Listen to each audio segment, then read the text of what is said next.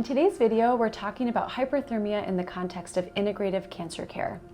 First, let's explain the word hyperthermia by breaking it down into hyper and thermia. Hyper simply means over or above, and thermia comes from the Greek word thermos or thermi, which means to heat or to warm.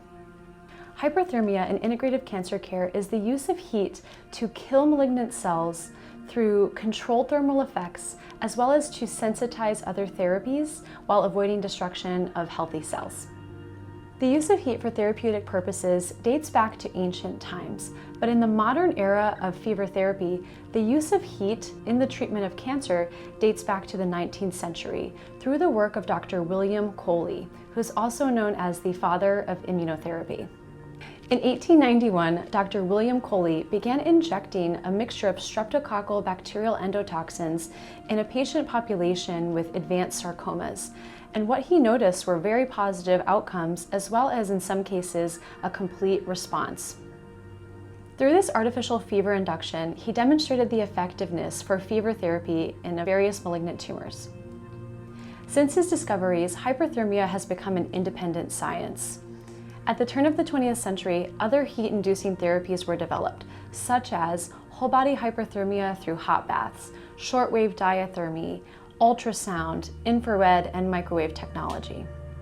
The use of hyperthermia is supported by an increasing number of studies, mainly as a support to cancer immunotherapy and chemotherapy, as well as to improve a direct tumor response through upregulation of the immune system. The majority of research focuses on the combination of chemotherapy with whole-body hyperthermia. Specifically, clinical trials have found benefit through local tumor control as well as increased survival rates with combined therapy. So how does hyperthermia work?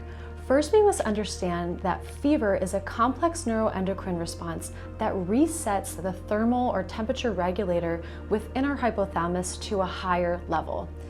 This induces a fever, and that in turn will upregulate different chemical messengers within the body to stimulate a healthy immune response.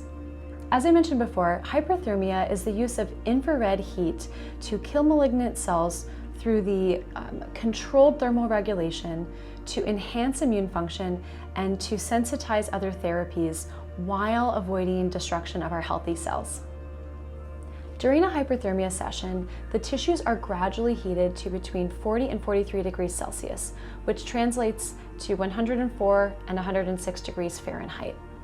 This is done through the use of external heat sources to allow for a controlled increase in core body temperature. This causes a number of different processes to occur within the tissue. Firstly, it increases blood flow to the treatment area.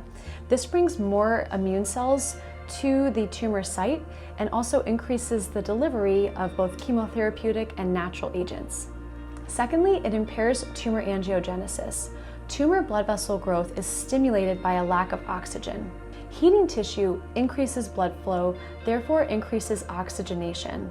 By doing so, we can inhibit new blood vessel growth, and this in turn will rid cancer cells of their nutrient supply.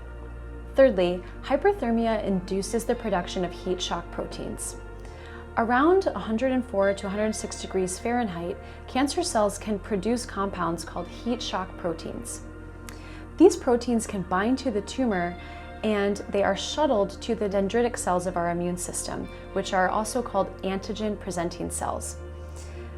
When these cells are presented to the immune system, they induce cytotoxic T lymphocytes, which will stimulate and produce an adaptive immune response against the cancer cells, which essentially can tag them for their destruction. And lastly, hyperthermia can increase cell membrane permeability. Heat can destabilize the cancer cell membranes, and what this allows for is better penetration of chemotherapeutic and natural agents into the cells.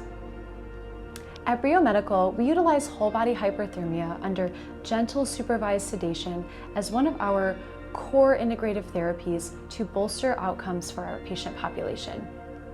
To learn more about hyperthermia and its use in integrative cancer care, please visit our website. Thank you so much for listening.